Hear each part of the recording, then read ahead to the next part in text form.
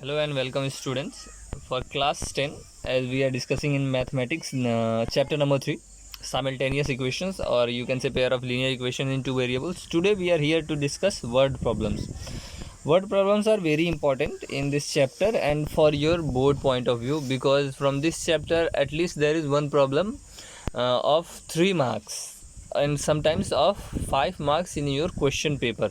कभी कभी तो 3 मार्क का होता है और कभी कभी 5 मार्क का होता है, but there will be a word problem certainly. तो आपको बहुत आराम से, बहुत ध्यान से हर तरह के वर्ड प्रॉब्लम देख के, समझ के सॉल्व करना रहेगा और उसको सीखना रहेगा, because ultimately you can not run away from the problems that should come in the board examination. So I have decided to teach you 3 types of problems in this video, so watch it carefully. The first type is type 1. I will write here. This is based on cost and prices. Problem based on cost and prices, you can say, कि मतलब इसमें दाम और पैसे की बात होगी. तो पढ़ते हैं.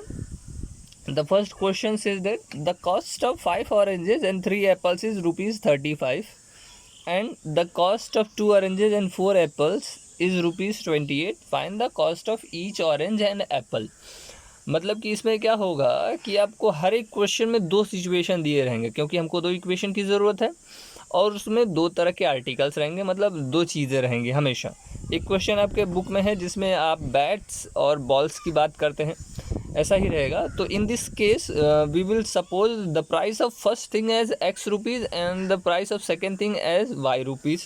सो first of all we will write like the question is that कि आप मार्केट गए हैं, तो आप 5 ऑरेंजेस और 3 एप्पल अगर एक साथ खरीदते हैं तो यू पे rupees 35 and if you by 2 oranges and 4 apples you पे रुपीज़ 28. तो आपके हर एक ऑरेंज और एक एक एप्पल का कितना प्राइस पड़ता है, बस आपको ये बताना है. So here we go the cost. तो हम लोग यहाँ शुरू करते हैं. Let say let the cost of 1 orange is equal to rupees x. Similarly, the cost of 1 apple is equal to rupees y. Then question कहता है तो मैं उसको इस तरह से लिखता हूँ. फर्स्ट कंडीशन, पहला कंडीशन में आपने कितने एप्पल्स खरीदे हैं भाई? 5 ऑरेंजेस खरीदे हैं. एक ऑरेंज x का है तो 5 ऑरेंजेस कितने होंगे? 5x के हो जाएंगे. और प्लस पैसा तो आप दोनों का जोड़ के दे रहे हैं. 3 into Y, 3y is equal to how much? 35. एक इक्वेशन हो गया, इसको इक्वेशन नंबर 1 मान लेते हैं. सेकेंड कंडीशन में लिखता हूँ. Second condition says that you are buying 2 oranges, so the cost of 2 oranges will be 2x plus the cost of 4 apples, that is 4y is equal to how much? Rupees 28. This is your equation number 2. Now we have got 2 equations, we need to solve them. There are various methods that I have taught you.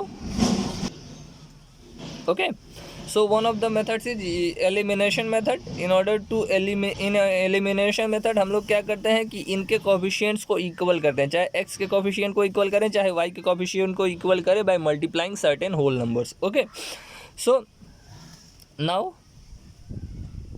Multiplying, क्योंकि coefficient equal करना है, multiplying equation 1 by 2 and equation 2 by 5 and using elimination method. जितना short हो सके उतना short बनाइएगा, ठीक है. बहुत ज़्यादा लेंदी लिखने से बहुत ज़्यादा मार्क्स नहीं आते हैं, एग्जैक्ट ठीक ठाक सॉल्व करने से मार्क्स आते हैं, ठीक है.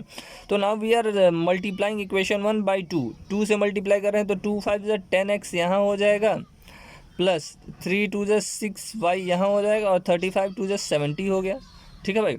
और सॉरी, हाँ 2 से मल्टीप्लाई किए हैं. इक्वेशन 2 में कितने से मल्टीप्लाई करेंगे? 5 से मल्टीप्लाई करेंगे.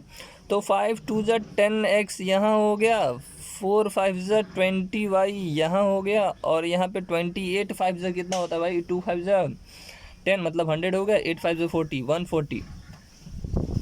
ओके, नाउ एलिमिनेशन मेथड में क्या होता है कि सब्ट्रैक्ट करते हैं, यहाँ हो गया माइनस, यहाँ भी माइनस, यहाँ भी क्या हो गया minus. 10x minus 10x which cancel out each other.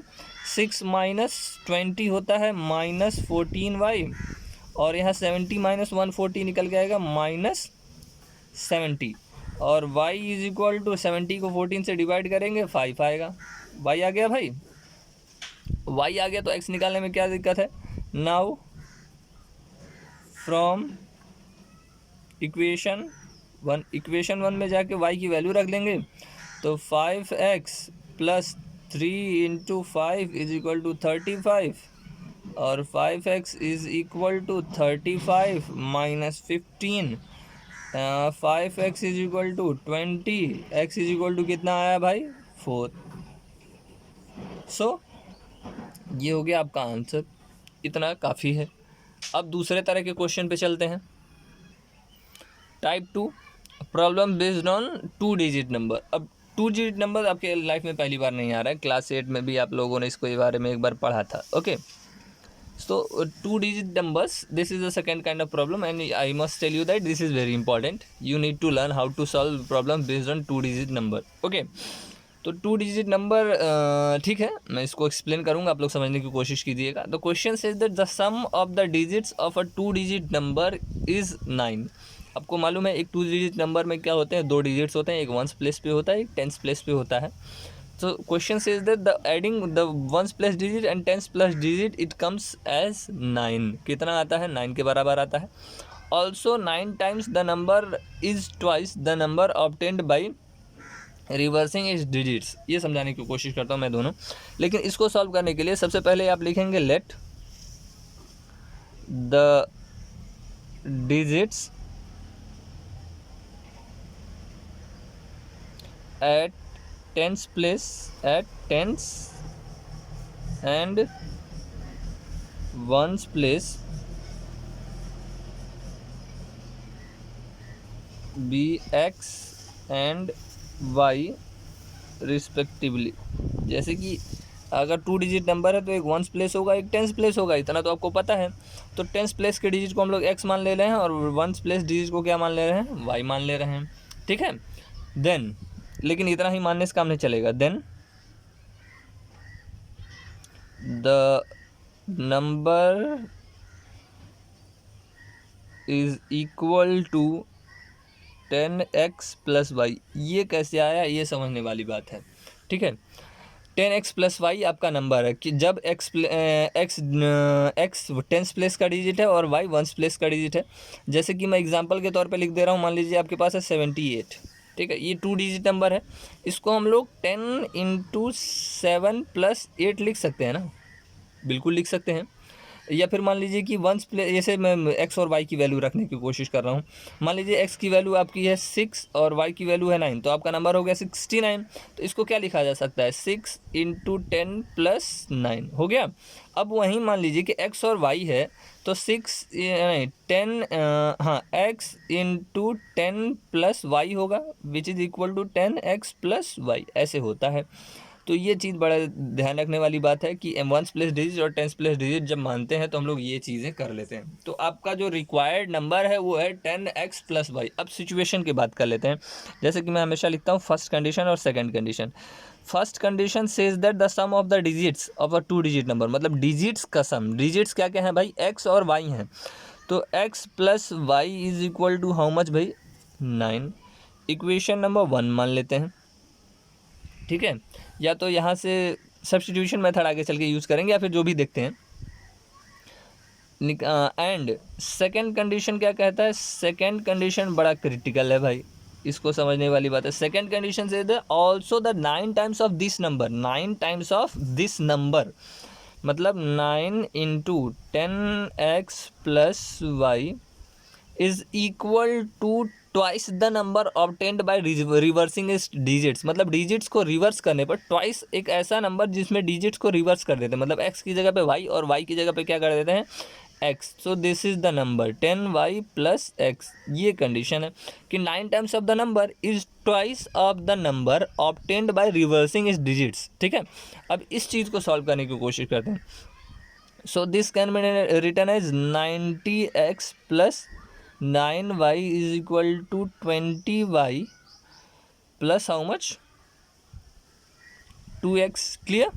Now x और y को सब एक जगह पे रख लेते हैं, तो 90 में से 2 जाएगा, कितना बचेगा भाई 88x ही बचेगा, और plus 9 minus 20y, 9 minus 20y minus बचेगा ना, minus 11y equals to how much 0 लिख लेते हैं सारे, और x 11 कॉमन ले लेते हैं, तो यहाँ क्या बचेगा भाई 11 कॉमन ले लेते हैं, तो 8x minus y is equal to how much 0, और 8x minus y is equal to how much 0, और 8x इज इक्वल टू कितना आया y. इसको इक्वेशन नंबर 2 मान लेते हैं. तो x की वैल्यू कितनी, y की वैल्यू कितनी आई है भाई 8x के बराबर आई है. सो फ्रॉम 1 and 2 सब्सटीट्यूट कर देते हैं, फ्रॉम 1 and 2, क्योंकि जनरली इसमें सब्सटीट्यूशन काम आता है, एलिमिनेशन डिजिट्स वाले में नहीं बहुत ज़्यादा काम आता है. तो y की वैल्यू इक्वेशन 1 में रखेंगे, तो x plus 8x is equal to कितना आया भाई 9, और 9x is equal to 9, x equal to how much 1, x कितना आया 1. Now we can find out y very easily from 1 plus y is equal to 9, y is equal to 9 minus 1 is equal to 8. ये आ गया आपका, और x Y आ गया, तो digit निकालने में क्या आ जाता है, therefore the required number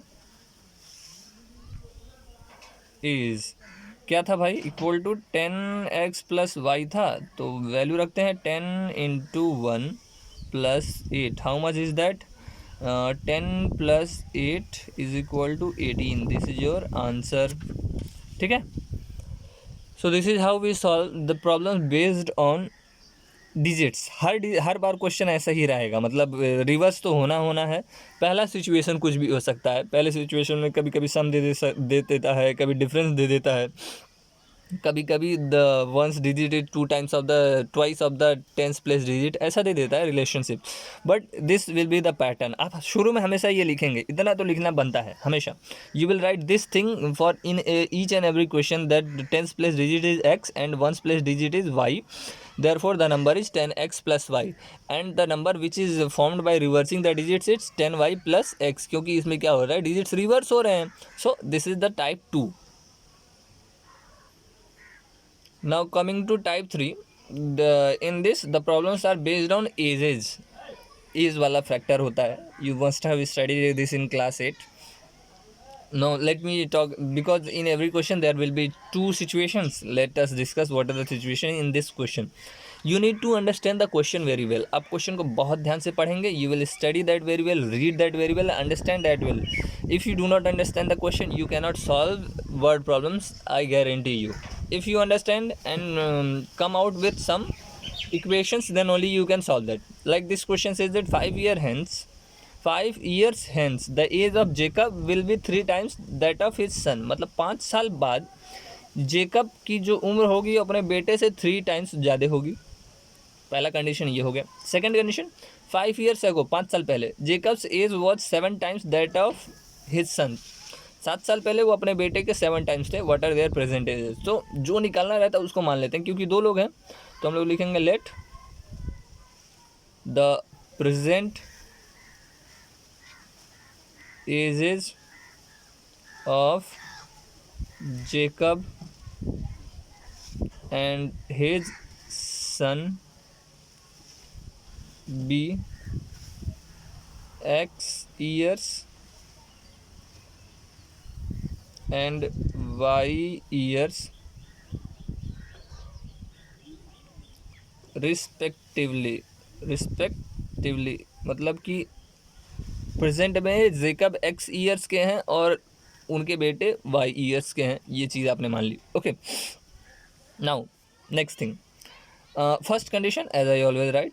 first condition says that 5 years hence, 5 साल बाद, 5 साल बाद जेकब खुद अपने आप से 5 साल बड़े हो जाएंगे और उनके बेटे भी अपने आप से 5 साल बड़े हो जाएंगे। ये कंडीशन आया, x plus y is equal to y plus x plus 5 is equal to y plus 5।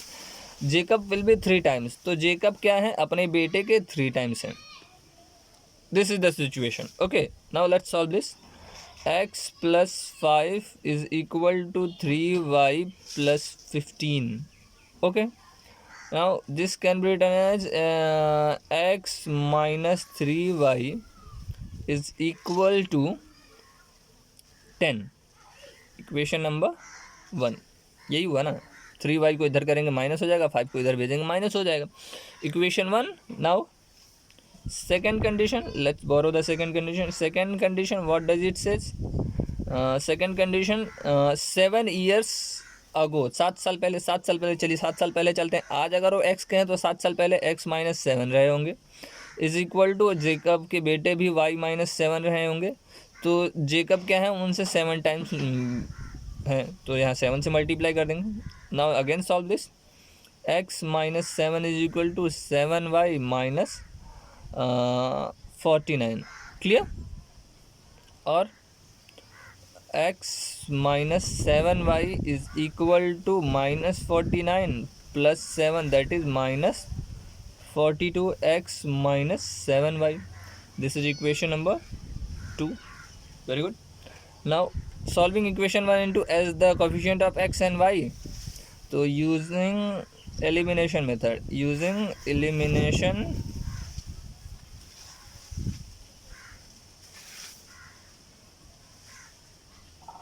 Method, x minus 3y is equal to 10 ऊपर लिख लेंगे, फिर x minus 7y is equal to minus 42 नीचे लिख लेंगे।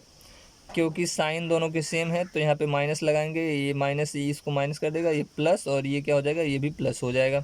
तो x minus x cancel out, minus 3y plus 7y is equal to 4y होगा, और ये 10 प्लस 42 तो 52 ही निकल के आता है। तो y इज इक्वल टू 52 को 4 से डिवाइड करेंगे तो 14 आएगा।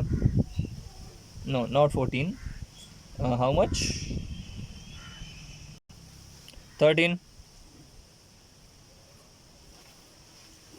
Now we need to find out the value of x from 1, from equation 1। Equation 1 क्या कहता है भाई, x minus 3 times of y, that is 3 times of 13 is equal to how much, 10। तो x is equal to 10 plus 3 times of 13 is 39, that is how much, 49। x is equal to how much, 49। This is your answer.